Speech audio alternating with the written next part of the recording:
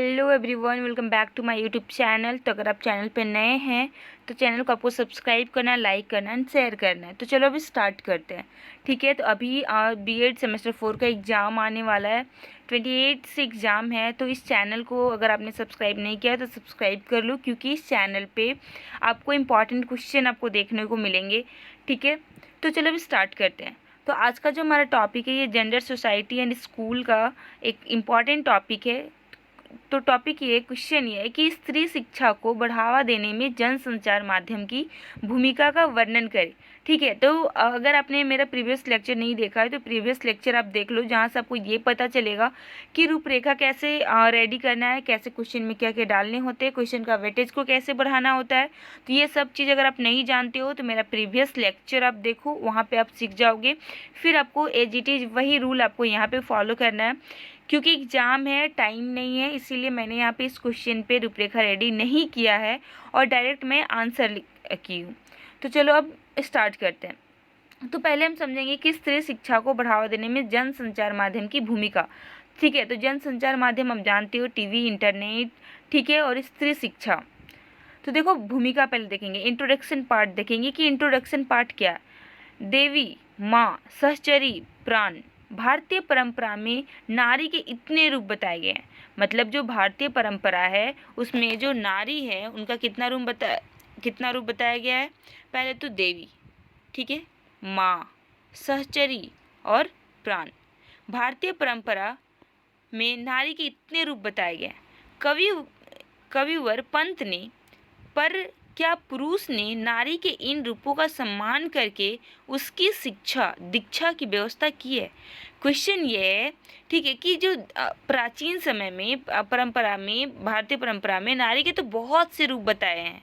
ठीक है, कविवर पंत ने, जो कविवर पंत है वो प्राचीन भारतीय परंपरा में नारी के बहुत सारे रूप बताए।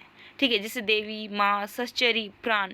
लेकिन बात यह है कि क्या पुरुष ने नारी के इन रूपों का सम्मान करके उसकी शिक्षा दीक्षा की व्यवस्था की है। ठीक है, देखो नाम तो बताया गया है, लेकिन क्या इस नाम का सम्मान करके, ठीक है, इसकी शिक्षा दीक्षा का मतलब कि नारियों की शिक्षा का क्या किया, व्यवस्था की है।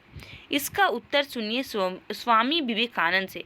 देखो तो अब स्वामी विवेकानंद क्या बोलते हैं उसको देखो। स्त्रियों को सदैव असहायता और दूसरे पर वास्तवत निर्भरता की शिक्षा दी गई है। ठीक है, इसका मतलब यह है कि स्त्रियों को सदैव मतलब हमेशा, ठीक है, असहायता और दूसरों पर आश्वत निर्भरता की शिक्षा दी गई, मतलब कि डिपेंडेंसी का शिक्षा दिया गया। ये किसका कहना है? स्वामी विवेकानंद जी का कहना है। ठीक है, अब आगे देखिए कि यह शिक्षा देकर ही पुरुष युगों से नारी पर शासन करता आ रहा है। जो ये शिक्षा मतलब डिपेंडेंसी वाला कि नारी क्या डिपेंडेंट है, और रही शिक्षा देकर, ठीक है, पुरुष क्या कर रहा है, युगों से मतलब बहुत लंबे समय से नारी पे क्या कर रहा है, शासन कर रहा है। नारी पे क्या कर रहा है, शासन कर रहा है। उसने सहस्त्रों वर्षों से नारी को सरस्वती ज्ञान के आलोक से बाहर घटीकर अज्ञानता से आवृत रखने में ही अपने कर्तव्य को इतिश्री समझी है। तभी से नारी व्यवस्था की जंजीर में जकड़ी हुई है, अपनी शिक्षा की बाट जो रही थी। आज इस जंजीर की कड़ियाँ चटक चटक कर टूट रही है। नारी घर की चार दीवारी के अंदर घुट घुट कर जिंदगी के दिन काटने वाली बेपढ़ी लिखी घूंघट की गुड़िया नहीं है। आज वो शिक्षित महिला के रूप में बाहर जगत में प्रवेश कर रही है और जीवन के प्रत्येक क्षेत्र में पुरुष से होड़ ले रही है। देखो सिंपल सी बात है ना, यहाँ पे कहा गया है ये, ठीक है, यहाँ पे ये लिखा हुआ है कि क्या होता था कि पहले ये शिक्षा दिया गया नारियों को कि ये क्या होता है, डिपेंडेंट होती है। ठीक है, और इसी शिक्षा दे के क्या किए कि जो पुरुष है वो क्या किए, नारियों पे शोषण करते रहे। ठीक है, लेकिन आज का समय ऐसा नहीं है। अगर आज कोई ऐसा सोच रहा है तो आज के समय बिल्कुल भी ऐसा नहीं। आज की नारी पढ़ी लिखी है और बाहर जगत में भी अब प्रवेश कर रही है। अब हम समझेंगे जनसंचार माध्यम का अर्थ और परिभाषा कि जनसंचार माध्यम क्या है, इसका अर्थ क्या है, इसका परिभाषा क्या है।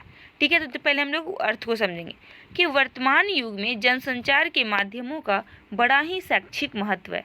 वर्तमान युग में मतलब अभी का जो टाइम है, प्रेजेंट टाइम में जनसंचार माध्यम का बहुत ही इम्पोर्टेंस है। जनसंचार के माध्यमों के महत्व को आधुनिक युग में सभी के द्वारा स्वीकार किया जा रहा है। जनसंचार के माध्यम शिक्षा के अनौपचारिक अभिकरणों के अंतर्गत आते हैं। जनसंचार हेतु आंग्ल भाषा में मास मीडिया शब्द का प्रयोग किया जाता है। जो जनसंचार है, इंग्लिश में मास मीडिया शब्द का प्रयोग किया जाता है। सामान्य रूप में जनसंचार माध्यम का अभिप्राय है ऐसे अभिकरण जिनके प्रयोग से विभिन्न प्रकार की सूचनाएं दूर दूर तक लोगों के पास पहुंचने का प्रयास करना जनसंचार के इन साधनों में रेडियो, दूरदर्शन, समाचार पत्र, पत्रिकाएं इत्यादि आते हैं। जब इन साधनों का प्रयोग शिक्षा के लिए किया जाए तब ये शिक्षा के साधन या अभिकरण कहलाते हैं, मतलब शिक्षा का टूल या अभिकरण कहलाता है।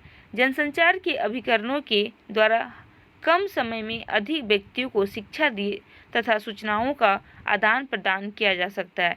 यह शिक्षा बहुत ही प्रभावी साधन है। तो आप भी जानते हैं कि हम लोग अभी आप नॉर्मल एक चीज़ इंटरनेट ही ले लो, हम लोग मिनी सेकेंड में कितना कुछ हम लोग पढ़ लेते हैं। मिनी सेकेंड नहीं होता है कि हम लोग तुरंत सर्च कर लेते हैं। तो जनसंचार से क्या होगा कि बहुत सारी चीज़ क्या हो गई, आसान हो गई है। ठीक है, अब हम समझेंगे परिभाषा। ठीक है, तो परिभाषा क्या बोलता है कि सुमरी के अनुसार परिभाषा है कि संचार सूचना, आदर्शों एवं अभिवृत्तियों का एक व्यक्ति से दूसरे व्यक्ति तक पहुंचाने की कला है।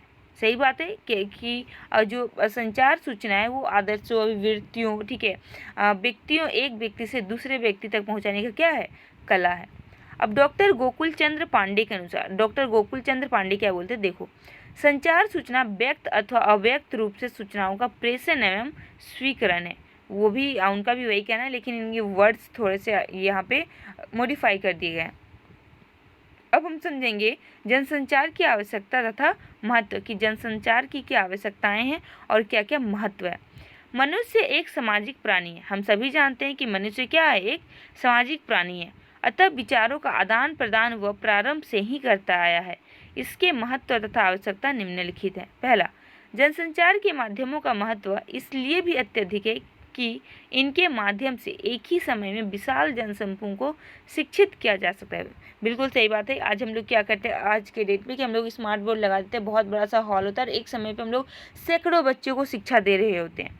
ठीक है, तो व्यावसायिक शिक्षा प्रदान करने में जनसंचार के माध्यमों का महत्व अत्यधिक है। रेडियो में किसानों के लिए कार्यक्रम इत्यादि का प्रसारण कर व्यावसायिक शिक्षा प्रदान की जाती है। संविधान की धारा 4.5 के राष्ट्रीय लक्ष्य को पूरा करना जनसंचार के माध्यमों द्वारा असंभव है।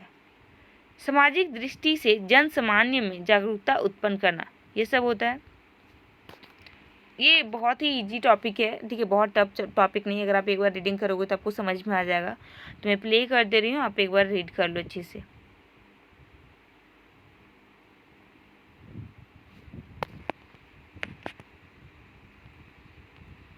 ठीक है, अब हम लोग समझेंगे कि स्त्री शिक्षा हेतु समाजीकरण में जनसंचार साधनों की भूमिका, मतलब इंटरनेट का क्या रोल है स्त्री शिक्षा में के समाजीकरण में, उसको जानेंगे।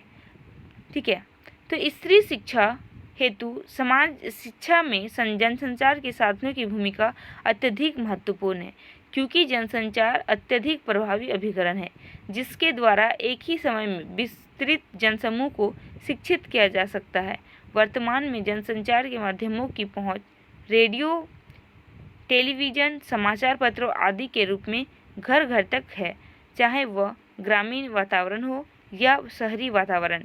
स्त्री शिक्षा में जनसंचार के साधनों की भूमिका जो निम्न इस प्रकार है। ठीक है, पहले मनोरंजनात्मक कार्यक्रमों के साथ साथ लैंगिक तथा अन्य महत्वपूर्ण विषयों पर जागरूकता प्रदान की जाती है। बालिकाओं की शिक्षा तथा स्त्री सुरक्षा आदि विषयी प्रावधानों से अवगत कराते हैं। समय समय पर आंकड़ों के प्रदर्शन द्वारा लैंगिक भेदभाव को कम करने के लिए प्रोत्साहित करते हैं। नेक्स्ट है, समय समय पर महिलाओं को उनके अधिकारों तथा संवैधानिक प्रावधानों से अवगत कराने का भी क्या करते हैं, कार्य करते हैं। ये साधन प्रशासन तथा कानून पर दबाव भी बनाते हैं, जिससे पीड़ितों को समुचित न्याय मिलता है। प्रिंट मीडिया द्वारा स्त्रियों पर किताब, कविताएं तथा लेखों के द्वारा लैंगिक भेदभावों पर संवेदना जागृत की जाती है। एंड लास्ट पॉइंट है, ये साधन मनुष्यों को परस्पर लिंगों की समस्याओं, विचारधाराओं तथा महत्व इत्यादि से परिचित कराते हैं, जिससे एक दूसरे के प्रति सम्मान और मानवता का भाव विकसित होता है। अब इसका निष्कर्ष आप देख लीजिए थोड़ा सा। ओके, सो आपको लेक्चर पसंद आएगा। अगर आपको पसंद आया तो लाइक करना, शेयर करना एंड कमेंट करना है।